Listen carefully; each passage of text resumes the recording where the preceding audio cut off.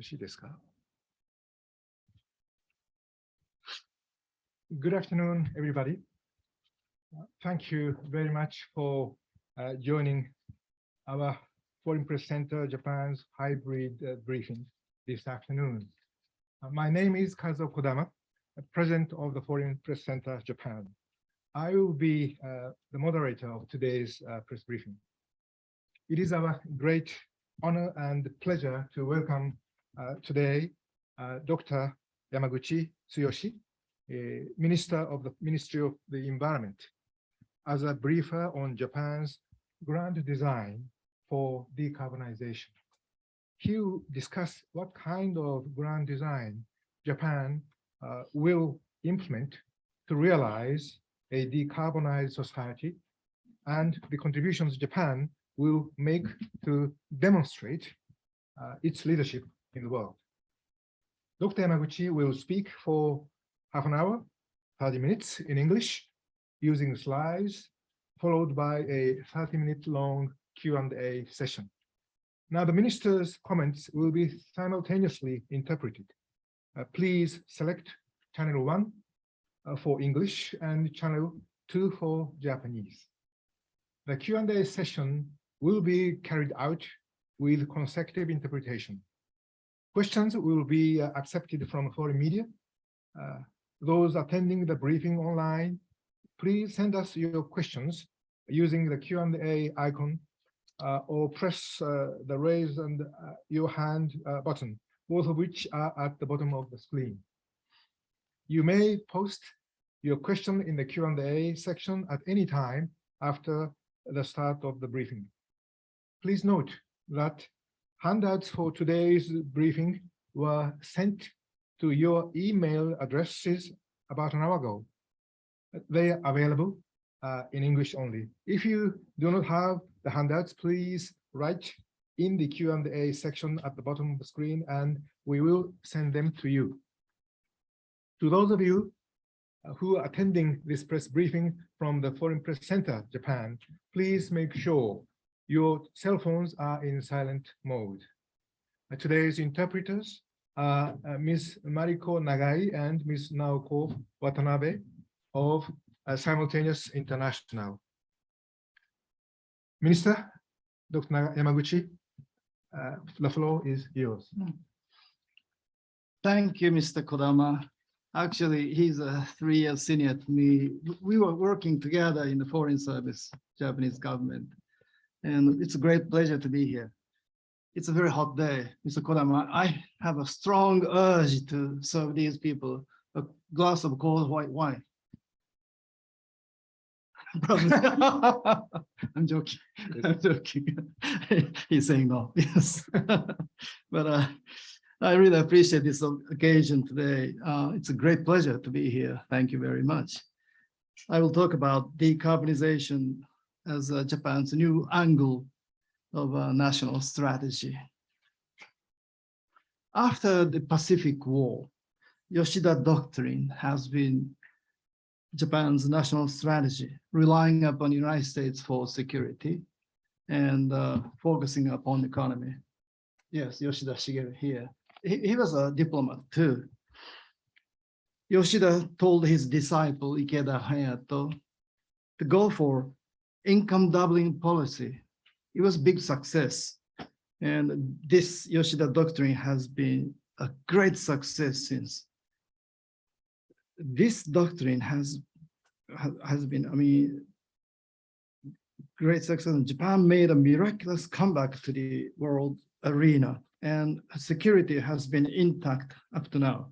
Probably it was too successful a strategy. Later politicians did not have to bother with strategy. But these days, people have come to feel that Yoshida Doctrine may not be enough. To secure the nation's peace and prosperity, we need something new, a new strategy. In this context, decarbonization offers a new angle. Decarbonizing Japan will be an important pillar of Japan's national strategy in the years to come.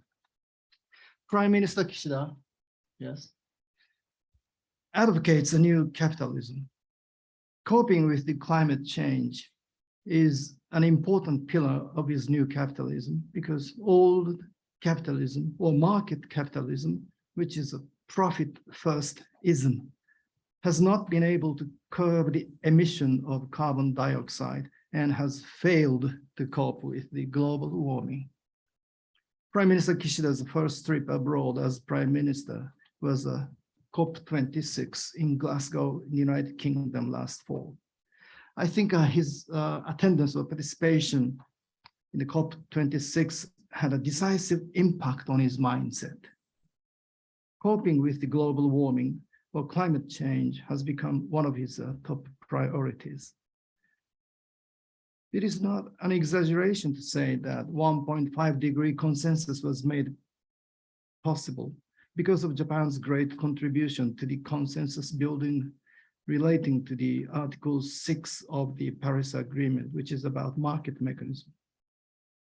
To me, it is very clear that by attending at the COP26, decarbonizing Japan has become Prime Minister Kishida's one of our top priorities in his agenda. Against this background, the Ministry of Environment has been working hard to map out a grand design to cope with climate change, simultaneously promoting economic growth. We are making steady progress step by step.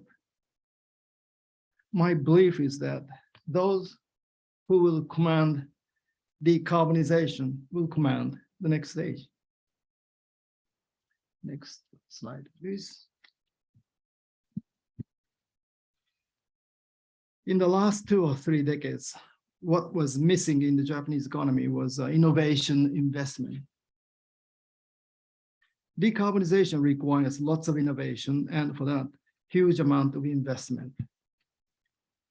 To accelerate innovation in Japan, I have been proposing the idea of raising 200 trillion yen, it's about $1.5 trillion, through innovation bonds as a new type of government bond.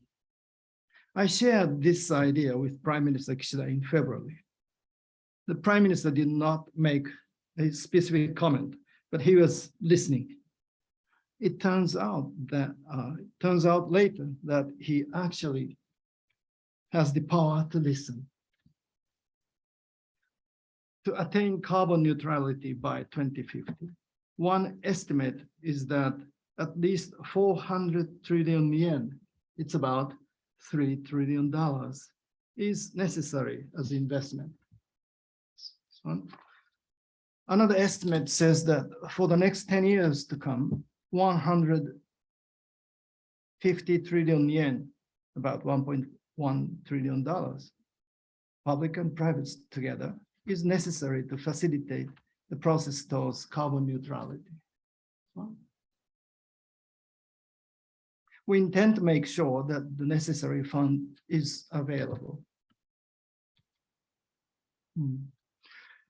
After the COP26 in Glasgow, in order to attain our goal of carbon neutrality by 2050, I discussed with the staff at the Ministry of Environment, how to generate what I call decarbonization domino. As an attempt to generate decarbonization domino, we made national tours to all the 47 prefectures from January to June. I wanted to make it sooner, but because of the COVID-19, we couldn't make it faster. But we made tours all the prefectures to facilitate the understanding on the part of governors, mayors, and corporate executives all over Japan about the importance of local decarbonization. Our message to them was that local decarbonization may well lead to revitalization of the local bodies or local economies. We also try to gain their understanding about carbon pricing. Yes. Through the diet deliberation, we have created a subsidy program to support decarbonization initiatives. So grants for local decarbonization and renewable energy promotion. This fiscal year, 20 billion yen, about $150 million. This includes for those for decarbonization leading areas. This autumn, we will establish decarbonization support organization, which will support private sector companies for their investments in decarbonization projects. This is also 20 billion yen, about $150 million. Decarbonization leading areas are project sites that aim to achieve carbon neutrality by 2030 instead of 2050. In April, 26 proposals were selected for the first call for the decarbonization leading areas project. These ones. Previous slide, please. Yes. We intend to select more than 100 decarbonization leading areas by 2030. Oh no, it should be by 2025. I expect that they serve as decarbonization domino models. Next slide. Along with our national tours, we have also held dialogues with industrial circles, steel, gas, petroleum, electric power, airlines, automobiles, or Keidanren, the Japan Federation of Economic Organizations, or the Japan Chamber of Commerce and Industry. We had two main purposes in mind. One was to find out how much each industry needs for decarbonization. We found out, for example, that steel industry needs 5 to 6 trillion yen, about $35 to $45 billion to decarbonize the iron making process. Since they use coal, they emit carbon dioxide. If they use hydrogen instead, it will be water, H2O. This is a big innovation and requires a huge amount of investment. The other purpose was to facilitate the understanding about carbon pricing. People in every industry were aware of the necessity of decarbonization, but they were uniformly cautious or reluctant about carbon pricing, insisting that carbon pricing would dampen their innovation efforts for decarbonization. Presently, we have a global warming countermeasure tax, which is a kind of carbon tax of about 220 billion yen, corresponding to about $1.6 billion. It is by no means enough for the innovation investment. Even if we introduce full scale of carbon pricing, it would not be enough at all either. We need another type of funds to cover the huge cost of innovation. So I have been advocating innovation national bonds of 200 trillion yen, about $1.5 trillion.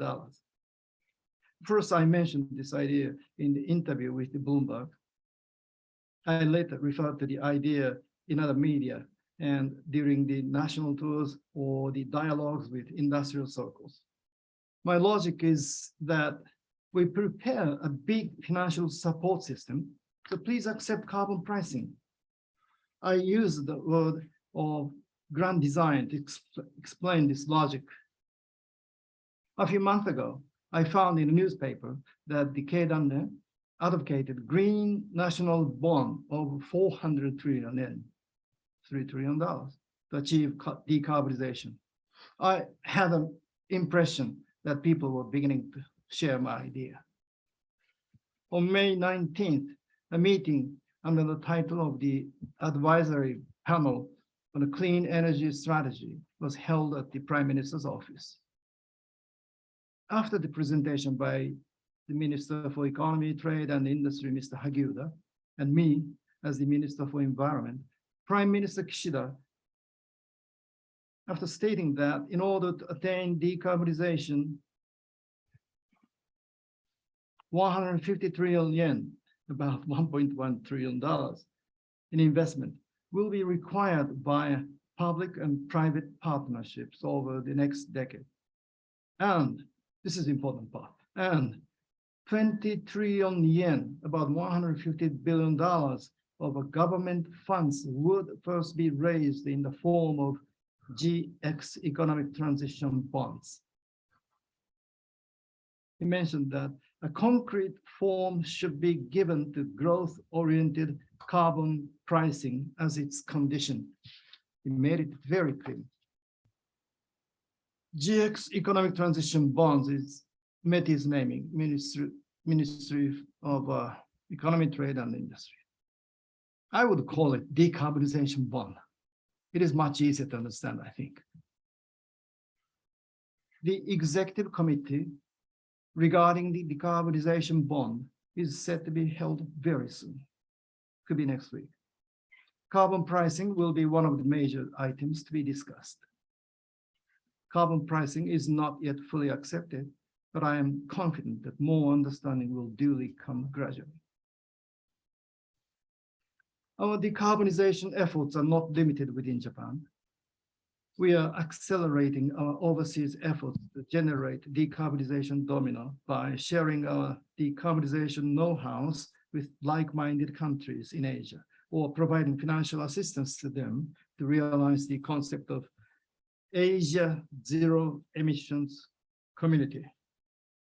This wording, Asia Zero Emissions Community, is mentioned by Prime Minister Kishida. We will contribute to decarbonize Asia. Japan's main tool in this context is JCM, the Joint Crediting Mechanism.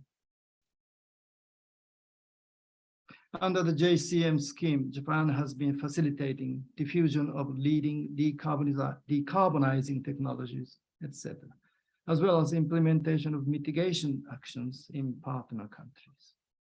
Japan has established the JCM with 17 countries, and over 200 projects have been taken care of by the JCM scheme.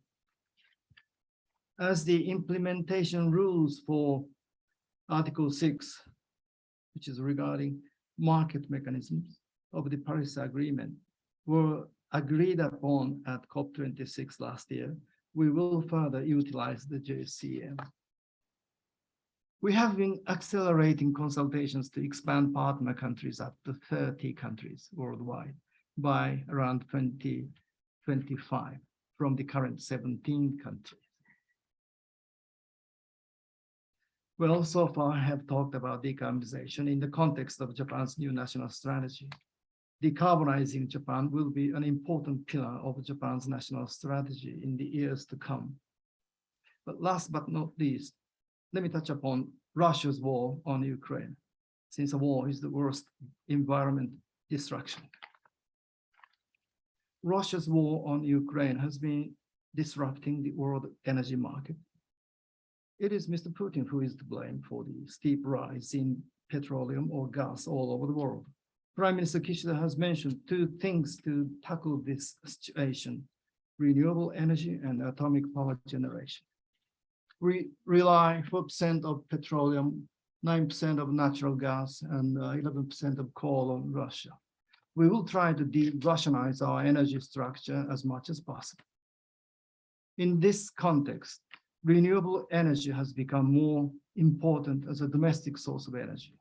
We will accelerate our efforts to increase the percentage of renewable energy. It's now 18%. It will be up to 36 or 38% by 2030. This contributes to our efforts towards carbon neutrality. As for coal, we have been able to make our coal thermal power plants very efficient. Not only that, we will reduce the emission of carbon dioxide from the coal thermal power plants by mixing ammonia. I am confident that Japan will manage to go through this difficult situation and attain our goal of carbon neutrality in 2050. We have to put an end to the war in Ukraine. The fundamental question, however, is how we could prevent the war. after the World War II, the United Nations was established to prevent the war. The Article 2, Section 4 prohibits the use of force. The ultimate purpose of establishing the United Nations was to prevent the war, but the United Nations have failed to prevent the war. Why is it? I think it is because of the veto system of the Security Council. Because of the veto system, the original concept of the collective security system of the United Nations Charter has not been realized. The United Nations permanent forces, military forces, which the Charter envisions have not been organized ever. The big five of the Security Council, the United States, the United Kingdom, France, China, and the Soviet Union, can exercise veto power. Probably I should mention Russia instead of the Soviet Union. There should be an argument. I am not trying to deny them, but my point is to look for a way out of the impasse of the veto system and explore a new system to override the veto power. What about introducing a super absolute majority system? Not 2/3, not 3/4, not 4/5, not 5/6, not 6/7, not 7/8, not 8/9. What about 9/10 as a super absolute majority to override a veto voting? For example, expand the number of the Security Council members from the present 15 to 30 and introduce a super absolute majority system. In this case, even if a permanent member of the Security Council exercises the veto right, if 27 members of the Security Council vote yes, it would override the veto. This way, we may be able to revive the Security Council and revive the United Nations. I pointed out at the outset today that Japan's post-war strategy of the nation is called the Yoshida Doctrine. Rely on the United States for its security and focus on the economy. And it has been a greatly successful strategy, probably too successful that Japan's politics has not been responsive enough to the needs of the new age. But I believe that now we have to come up with a new strategy for the new age. In this context, the Kishida administration has been formulating a new national strategy in the context of decarbonizing Japan. It is steadily proceeding and taking shape step by step. Thank you very much. Thank you, Minister Yamaguchi.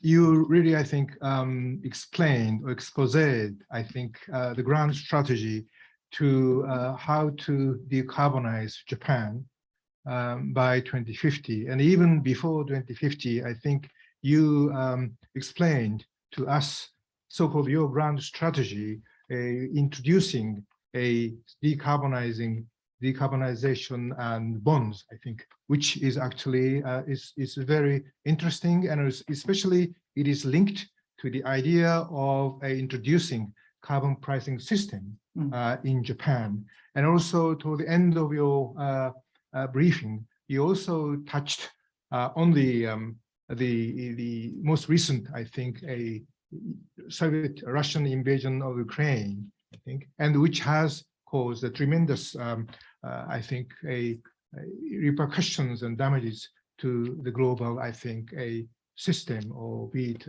economy or a geostrategy, whatever. Now, from now on, I think the Q&A session will be conducted with a consecutive interpreter present. Questions, as I said earlier, will be accepted from the media. And if no questions from the media, of course, I would welcome the questions from via online or who are here actually representing the foreign embassies. Your questions are also very welcome. We will continue this discussion until 3 o'clock sharp. Interpretation is necessary. Yes. Okay. Now, floor is open. それでは質問を受け付けます。Sounds like karaoke.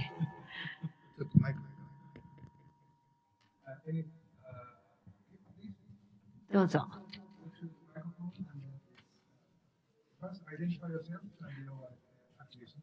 組織、所属団体とお名前をおっしゃってください。Minister Yamaguchi, thank you very much for your presentation. Floriano with Senate Radio Brazil.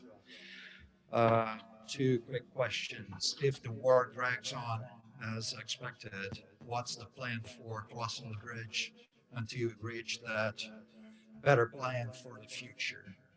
Because the energy costs are raising, and meanwhile, you have to deal with solutions to find better ways to service the population. And secondly, a little outside your presentation today, as we know by now, the Amazon forest is not the lungs of the planet, but the plankton in the ocean are the real lungs for the planet. Does Japan have any plans for combating the acidification of the oceans and cleaning the plastics and other trash in the oceans, which are damaging that ecosystem? Thank you. はい。いいです。現在はエネルギーのコストがどんどん上がっており、しかも国民に対してより良いサービスを提供するということも解決していかなければいけない。そういった意味で将来に向かっての架け橋というか、どうやって将来に渡っていこうというふうにお考えなのでしょうか。それをまず第一に伺いたいと思います。第二に、これは大臣のプレゼンの範疇外ではあったと思いますけれども、アマゾンの森林というのは地球の肺であるというふうに言われていました。しかしながら今では海洋のプランクトンこそが地球の肺であるというふうに言われている現状だろうと思います。日本は海洋の酸性化ということにつきまして、それに対応するための何らかのプランをお持ちでしょうか。例えば、海洋に投棄されるプラスチックのゴミ問題でありますとか、そういったことに関しまして、エコシステムにダメージを与えているようなことについての対応策をお持ちでしょうか。皆さん、よくわかります。あ、そうか。あ、そうか。Thank you for the question. Because of the war in Ukraine, we are going to de-rationalize our energy structure as much as possible, as I explained. 4% of petroleum comes from Russia, 9% of gas, or 11% of coal. We cannot do it immediately, but we will try to make energy sources as domestic as possible. Two things. One is increasing the percentage of renewable energy, solar, wind, hydraulic power, and hydrogen in the future, those things. And Prime Minister also mentioned atomic power too, atomic power plant. We have now 6 in operation. 10 are already authorized by Nuclear Regulation Authority.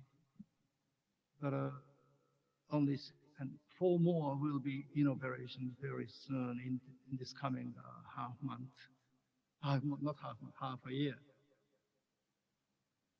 So together, these two things together, I think we can manage the energy situation.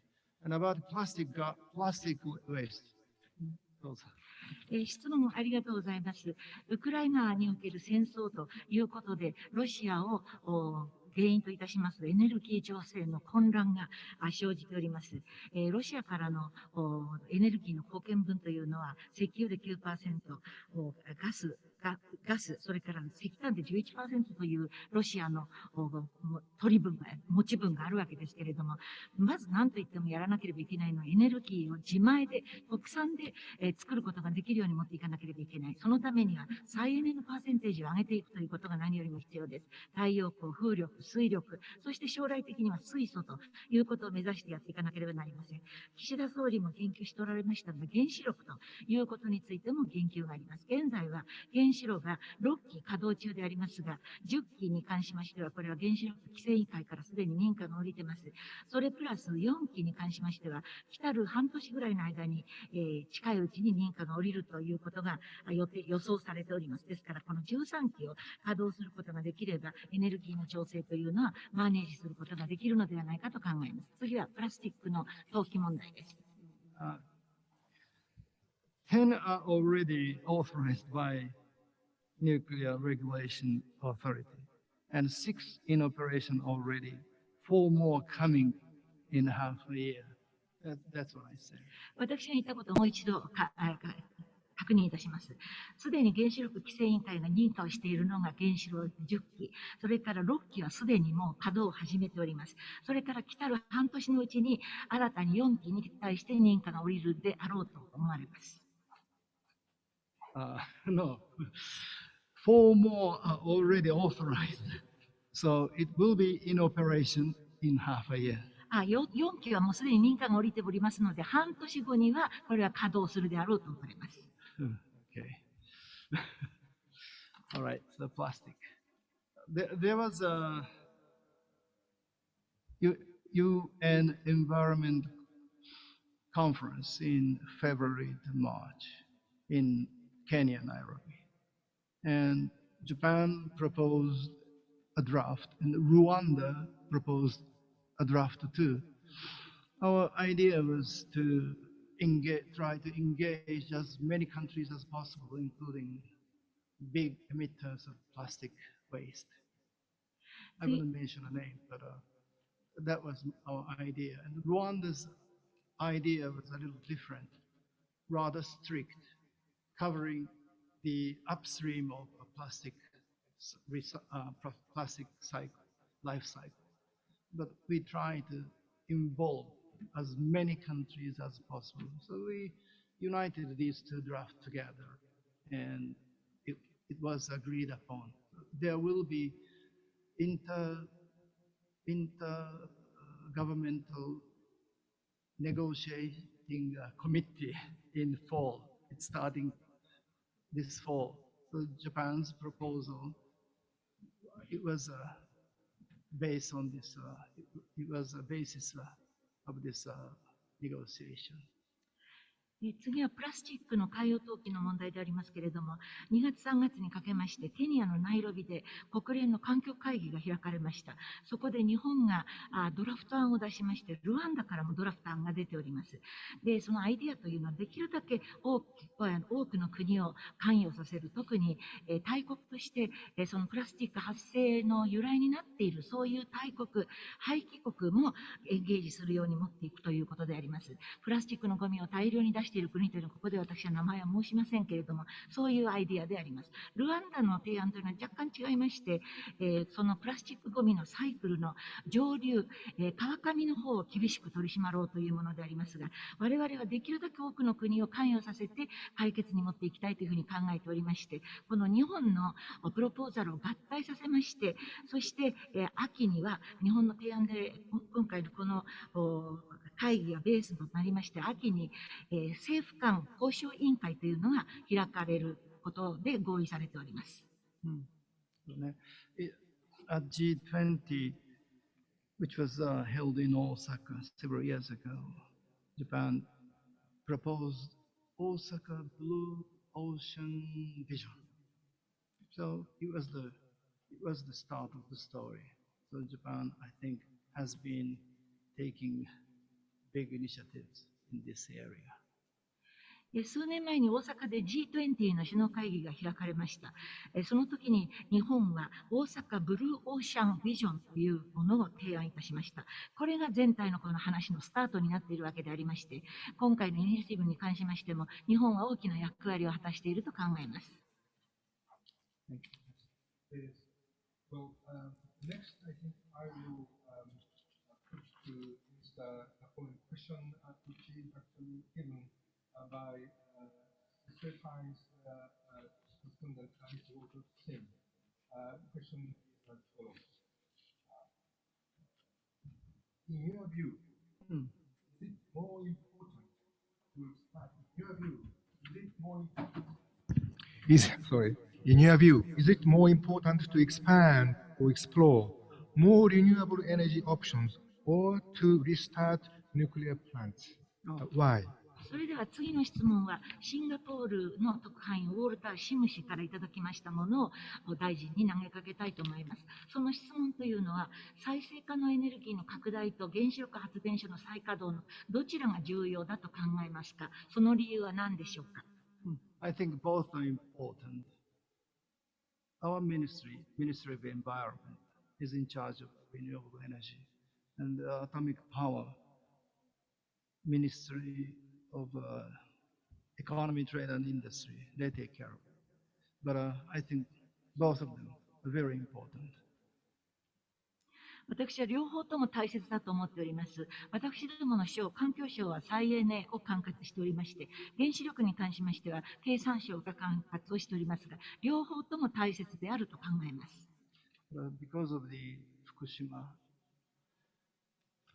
we have been very cautious about nuclear power and about nuclear power, safety first, and we respect the decisions made by Nuclear Regulation Authority.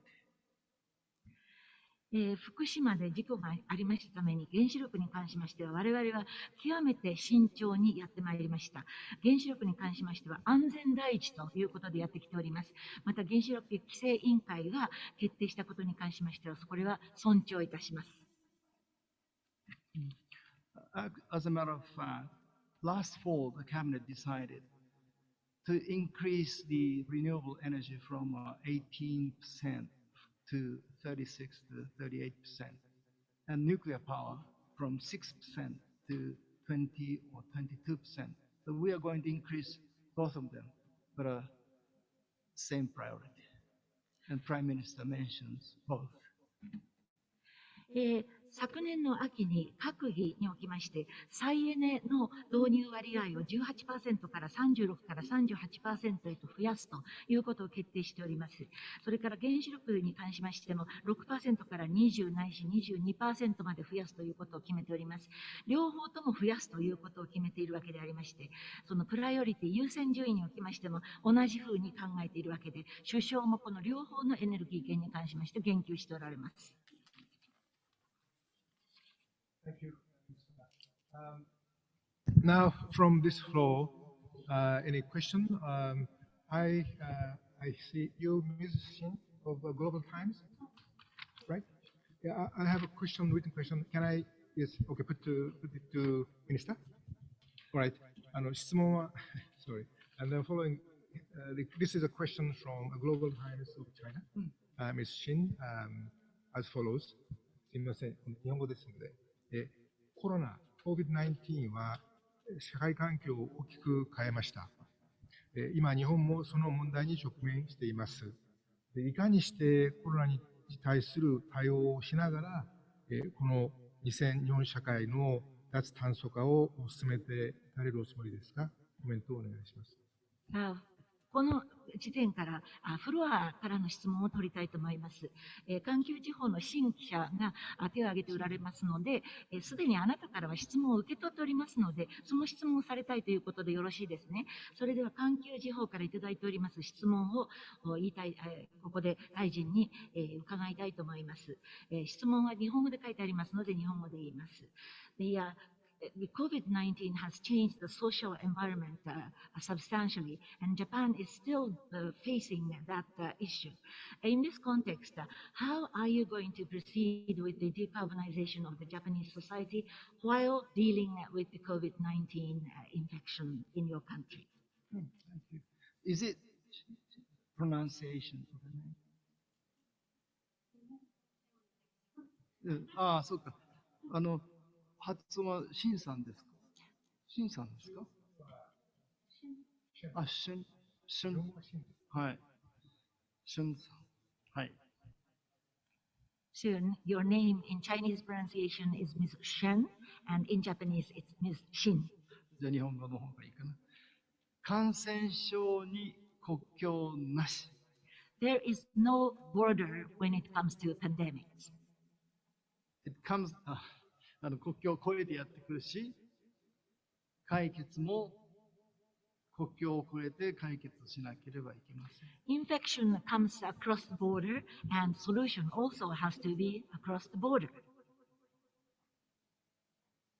気候変動も同じです。It's the same thing with the climate change. 国境はないし、解決も一緒にみんなでやらなければいけません。There is no more border in solving a climate change, and for the solution of this issue, all countries must cooperate and we must act together. この気候変動については、日本は5番目の二酸化炭素の排出国です。When it comes to climate change, we are the fifth largest emitter of CO2. 1番目が中国で、2番目がアメリカで、あとはインド。ロシアもあるかな。だからこれみんなが一緒に協力しなければ解決できません。The greatest emitter is China, second is US, and the next one is India and Russia probably.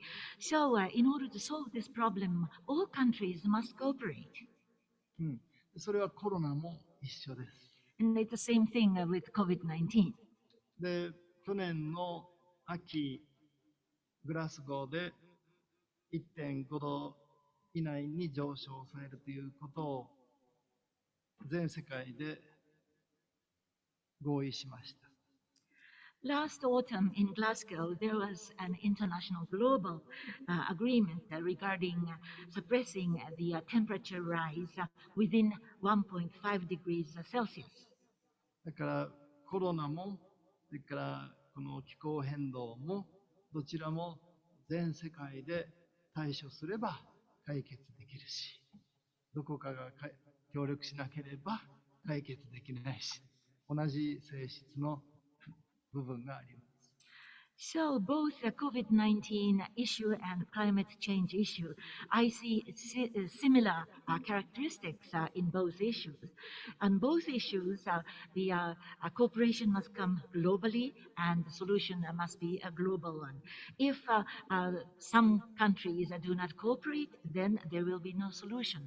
So there is a common characteristic in two issues.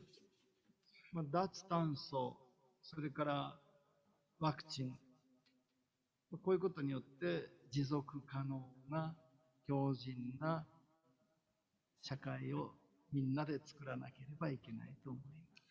With efforts in the domain of decarbonization as well as vaccination, we must render our cooperation all together so that we can create a sustainable and resilient society globally. はい。Thank you, Minister. Now I have a question from the online viewers of this briefing. Her name is Eleonora Shmilova of Russia. Her question is as follows. What are the main challenges when it comes to decarbonizing Japan? Are there any risks?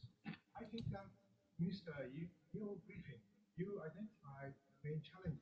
So maybe her question is actually in a prioritization of challenges, and also surely, of course, these challenges are, of course, with many risks, I think. So could you answer to this question? それでは次にオンラインの質問を受け付けたいと思います。ロシアの記者エレオノーラ・シミノバさんからの質問です。この質問というのは日本が脱炭素化していく中で、どのようなチャレンジがあり、どのようなリスクがあるでしょうかということですけれども、これに関しましては大臣のプレゼンの中ですでにそういったことについて触れられておられる、特定されているということがあると思いますので、彼女の質問というのはそのチャレンジあるいはリスクというものに優先順位をつけるとしたら、それはどんなものになるでしょうかというふうにお答えいただいてもいいだろうと思います。それからチャレンジということにどんなリスクが伴うのかということについてもお答えいただければと思います。Regarding decarbonization, I mentioned a huge amount of money required for innovation. And that's the biggest challenge. But for that purpose, Prime Minister has mentioned 20 trillion yen of decarbonization bond. And this is going to be seed money. So it's going to be more than 20 trillion yen. A lot of money is going to be there. So it will be taken care of. 日本の脱炭素化につきましては、イノベーションのためには巨額の資金が必要であるということがまず一番大きなチャレンジだろうと思います。そのためにも首相が提唱しておられますのは、その債券を発行するということで、20兆円ぐらいの債券を発行するということですが、これはあくまでもシードマネーということでありますので、20兆円ということにとどまらず、それよりももっと多くの金額がそこからは調達されるということだろうと思います。ですから、このような発想でもって、この問題に対しましては対応がされております。But money is not enough. We need a system to support decarbonization, which means we need carbon pricing as a part of the system. お金は十分存在しているというわけではないので、お金だけでは十分ではありません。やはり脱炭素化をサポートするためのシステムが必要なのです。そしてカーボンプライシングということもこのシステムの中の一部でなければなりません。Europe is already drafting a carbon tax system, and if we think about carbon border adjustment mechanism, something like that, which European people are thinking about. We need a carbon tax system, I think. So within the government, there are various views on this issue. So it's going to be discussed at the executive committee. It's called a GX Implementation Conference. 欧州におきましては、すでに炭素税ということに関する案、ドラフトが議論されております。例えば、その国境における調整メカニズムのようなものを炭素に関して設定するということを欧州の人たちは考えているわけですけれども、これに倣い、我々もやはり炭素税のようなものが必要になるだろうと私は考えております。もちろん政府の部内ではいろんな意見がありますけれども、少なくとも GX 実行会議というところにおきまして、このことは議論されてまいります。Probably the biggest challenge I have to mention is people's psychology. Some people think it's not impending, but some people have already realized that it is impending. But I often talk about Darwin's theory. It's evolution theory. Why did big and strong dinosaurs disappear while small and fragile mammals survived? According to Darwin, not big ones survive, not strong ones survive, but those who can change themselves survive. That's an important part of the theory. 最大のチャレンジというのは、私は人間のものの考え方、人間の心理ではないかと思います。この問題というのは差し迫った問題だというふうに考える人もいれば、差し迫った問題ではないのだと、時間の余裕があるということを考える人たちもいます。私がよく、言及いたしますのはダーウィンの進化論であります。非常に強大で強い恐竜というのは消滅しました。その間、サイズは小さくて、しかも脆弱であるような哺乳類が生き延びました。ダーウィンの理論によりますと、大きくて強いものが生き延びたのではないと。自らを変化させることができたものが生存することができたのだと、私はダーウィンの進化論の中で、これが非常に重要なポイントではないかと考えます。はい。Thank you, Minister. Now, anyone in this conference room have a question? どうぞ。それではこの部屋の中で質問がある方、どうぞ。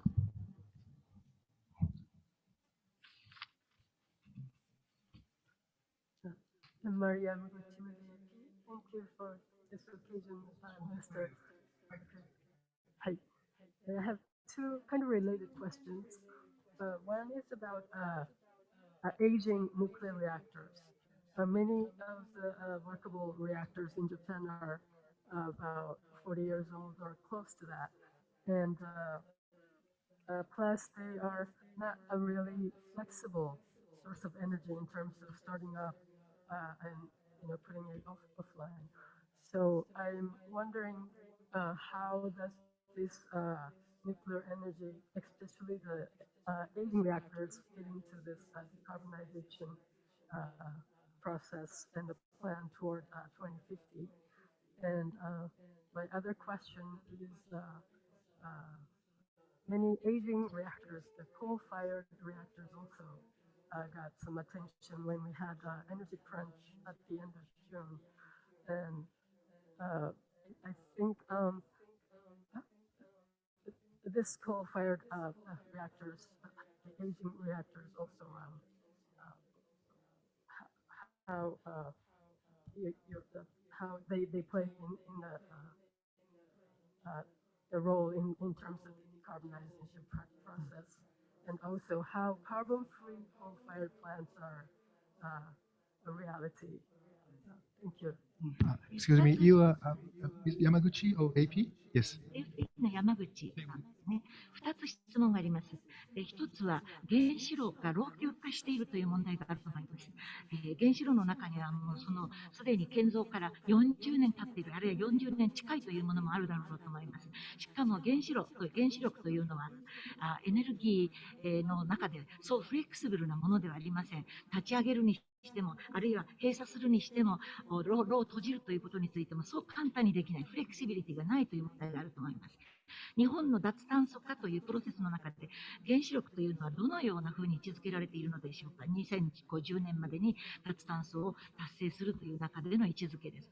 2つ目に同じような老朽化の問題として石炭火力の問題があると思います。6月末に電力不足が叫ばれたときに随分この老朽化された火力発電所を再稼働させるというような話があったりしたと思うんですけれども、このような石炭火力の老朽化ということも日本の脱炭素化の中でどのような位置づけ、どのような役割を果たすのでしょうか。それから石炭火力の中でもカーボンフリーというようなアイデアというのはどれぐらい実現性というか可能性があるものなのでしょうか。About nuclear reactors.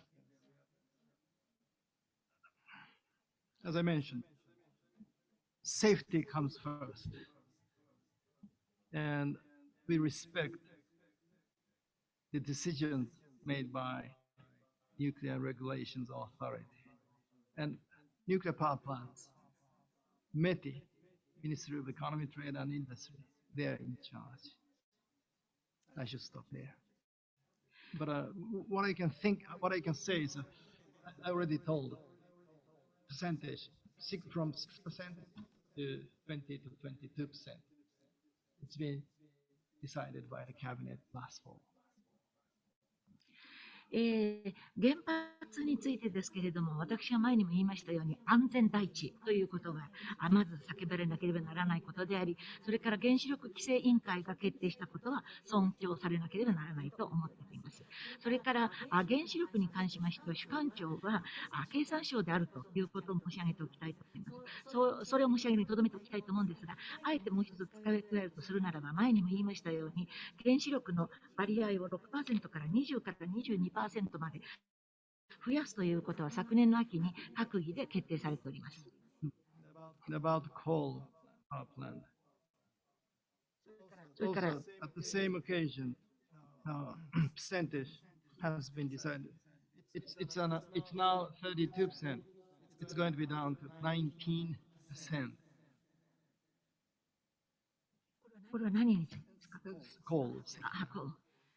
それからそのパーセンテージについて決められたときですけれど、石炭につきましては 32% である、今の 32% でのそれを 19% まで落とすということも決められています。Japanese coal thermal power plants very efficient. Still, we are trying to make it more efficient or reduce the carbon dioxide emission. Going to reduce it by mixing ammonia. JERA, J-E-R-A, company name, JERA has been experimenting the process, and they will put into operation after 2024. These days, I hear German people are making inquiries about this experiment. Probably they are using coal thermal power plants these days. 日本の石炭火力というのは非常に効率性の良いものであります。そういう現実はありますけれども、もっと効率性を高めるというための努力もするし、それから二酸化炭素の排出はできるだけ下げるという努力をいたします。それをするためには、例えばアンモニアを混焼するとかいうことが言われておりまして、JERA という会社があるんですが、その JERA という会社がこのプロセスの実験をやっておりまして、2024年の以降、それは実際に稼働するというふうに言われております。昨今、私が聞いたところによりますと、ドイツからもこの実験につきまして、いろいろと問い合わせが来ているそうでありまして、おそらくは彼らもこのような石炭火力に対して関心を持っているのではないかと思われます。Probably because of the situation in Ukraine. これはおそらくはウクライナの情勢ゆえにであろうと思われます。The German government was rather reluctant about this coal thermal power plants. We know, but still the situation forces them to reconsider the position.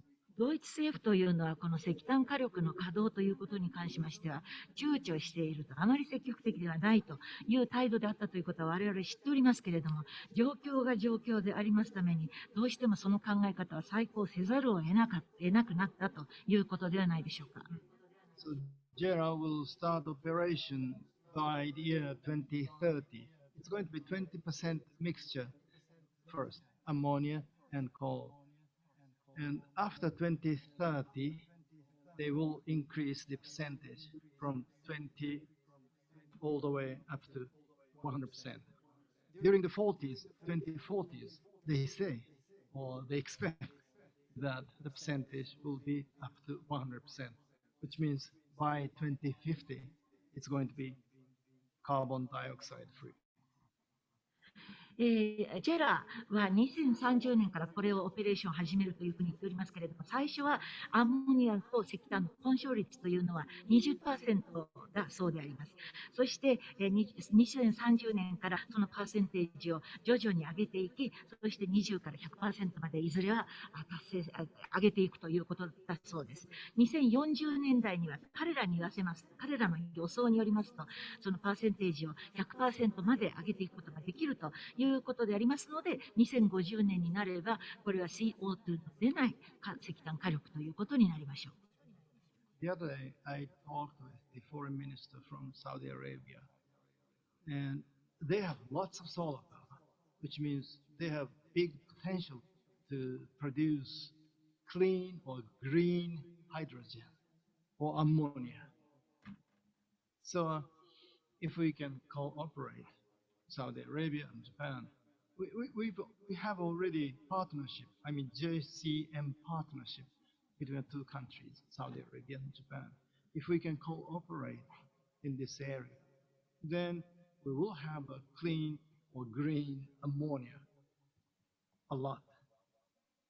This JERA experiment or JERA's agenda, it's not a fancy one, but it has some reality, and we will support it, and we will try to accelerate the process. 先日私はサウジアラビアの外務大臣とお話をするチャンスがありました。サウジアラビアという国は非常に大量の太陽光の資源を持っています。で、もしこの面での協力を両国がすることができれば、クリーンでグリーンな水素、そしてアンモニアを生産するということが可能になるでありましょう。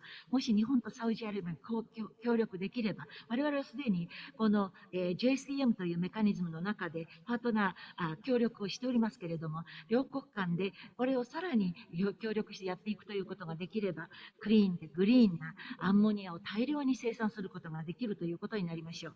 ですから、JERA の実験、あるいは JERA が今、議題項目として挙げていることというのは、これは何も夢物語ではなくて、現実性を帯びたものであるということを申し上げたいと思います。また、それを加速化するために、我々は彼らの試みをサポートいたします。Thank you, Minister. I have just a few more questions already submitted to myself as a moderator. I hope the Minister is well generous enough to stay here for a few more minutes. Thank you very much. Now, the following question actually is I will combine the questions from two journalists. One from Philippe Mesmal of Le Monde, and also the other from Walter Sim of Singapore's The Straits Times. Their questions are combined as follows. Minister, do you also have ambitious projects to reduce use of plastic in Japan? Question one. And then to reduce emissions from residential buildings and to make agriculture reduce the massive use of chemical fertilizers and pesticides. On top of this, Mr. Shim of Singapore Straits Times asks as follows. Given the heat island effect, especially metropolitan cities like Tokyo, Osaka, is your Ministry of Environment, taking any concrete steps to encourage local governments to green public spaces in city areas? まだいくつか大臣に質問が寄せられております。で、大臣は寛大にも数分は伸ばしてもいいと言ってくださいましたので、この質問をまとめてお聞きしたいと思います。実際、ルモンドの記者とそれからストレートタイムズ、シンガポールの記者から質問が出ておりますので、それを合体して2つの質問を合わせてお聞きしたいと思います。まず最初のポイントですけれども、プラスチックの使用を大幅に削減するという意味で、野心的なプロジェクトを何か持っておられますでしょうか。御章におかれまして、これが第1点。それから第2点は、排出量を削減するということで、住宅からの排出を削減するということについての計画は何かおありでしょうか。それから農業からの排出ということはどうでしょうか。農薬とか肥料とか、そういったものに関しての使用を削減するというようなことについての計画はおありでしょうか。シンガポールのシムさんからの質問というのは、大都会のヒートアイランド現象というのがあります。特に東京、大阪ではそういった現象が著しいわけですけれども、環境省におかれましては、例えば自治体の努力として、都会の中にもっと公共のスペースを広く取るようなことをやってほしいというような、そういう具体策を持っておられるでしょうか。About plastic waste, the law on the plastic waste has been put into effect since this April. So at convenience stores, hotels, plastic cones or straws or knives and forks, some of them are already made bioplastic material. プラスチックの廃棄物につきましては、今年の4月にすでにそれを規制するための法律が発効しております。コンビニでありますとか、ホテルとか、そういったところでは、いろいろなプラスチック用品が使われておりますが、ストローでありますとか、ナイフ、フォーク、プラスチック容器、そういったもののいくつかに関しましては、すでにバイオプラスチック素材でもって作られるものに置き換わっているという現実があります。Not only bioplastic, paper or wood, those are non-plastic material. バイオプラスティック素材というだけではなくて、例えば紙でありますとか、木でありますとか、そういったいわゆるプラスティックではない素材も使われています。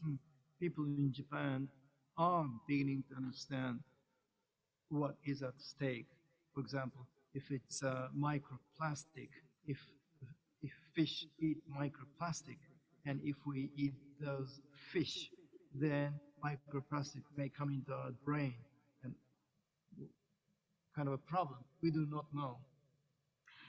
ですから今や日本人もこの問題につきまして理解をし始めているということではないかと思います。一体どういうことが問題なのかということが理解され始めているということだと思います。例えば、マイクロプラスチックというのを魚が食べるといたします。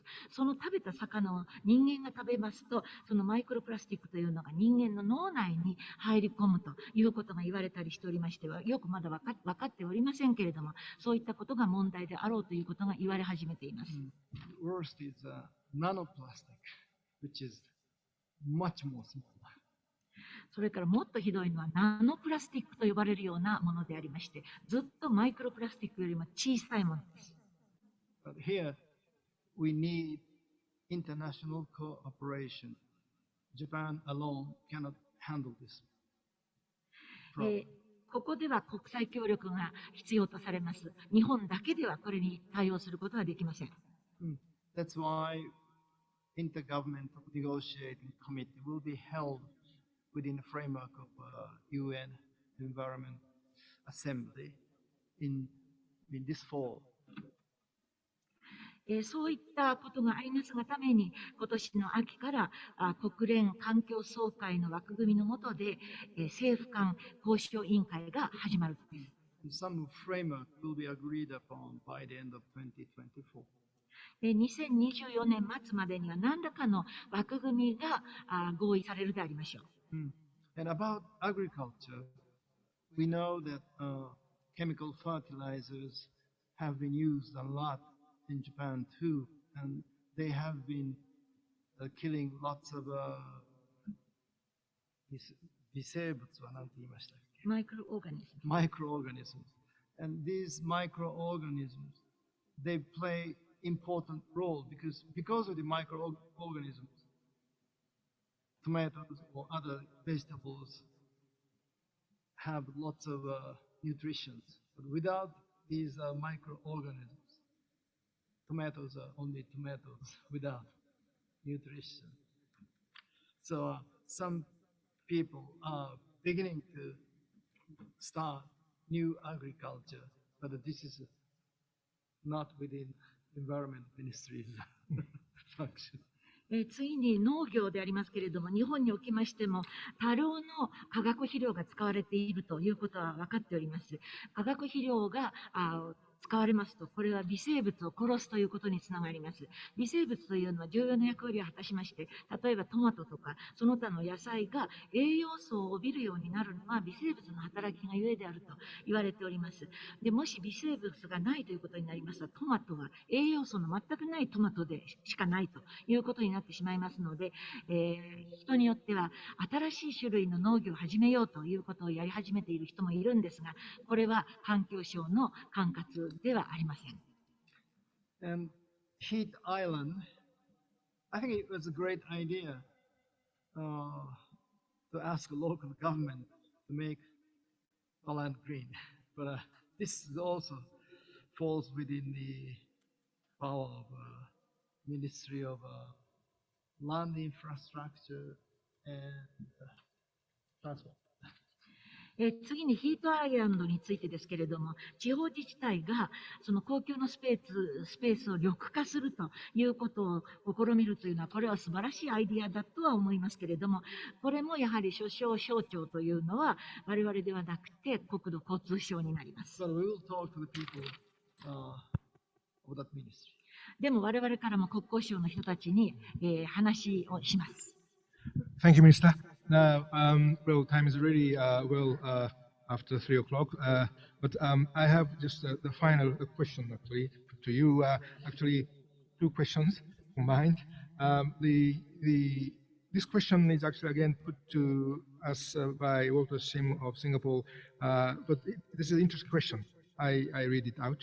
Do you think, Minister, developing countries should commit to a deadline for decarbonization, or would a vague pledge like as soon as possible suffice? What do you think? The second question is actually from, well, thank you, Mr. Gustav Winstrand, Embassy of Sweden, a diplomat here, Tokyo. Thank you, Minister. Are you considering any economic incentives, such as tax breaks or similar, to encourage the Japanese people to decarbonize their consumption, if any, their use of energy, transport, or consumer goods, etc. Thank you. 3時を過ぎておりますので、次の質問を最後の質問にしたいと思いますが、現実的に2つの質問が出ております。1つはシンガポールのシム記者からで、実際私から見てもこれは面白い質問だと思うんですけれども、途上国というのは、その脱炭素ということについてちゃんとデッドラインを設けて、それにコミットをするということが必要だと思われますか？それとも本当に曖昧な形で可及的速やかにそれを達成するべきであるみたいな言い方に終始するということで十分であると思われますか？これが第一の質問です。2つ目の質問はスウェーデン大使館の方からの質問であります。で、例えば日本国民がエネルギーを消費するにあたって、これは輸送であれ何であれ、いろんな形での消費があると思うんですけれども、その炭素の消費をできるだけ、少なくするように、あるいは脱炭素化ということを奨励するために、何らかの経済的なインセンティブを設けるということをお考えでしょうか？例えば税制面での優遇措置なんかを日本国民に対して設ける、そういったことを考えておられますでしょうか？ Well, we know that developing countries have a rather different idea about decarbonization. I mean, their feeling could be because of the developed countries, there are lots of carbon dioxide.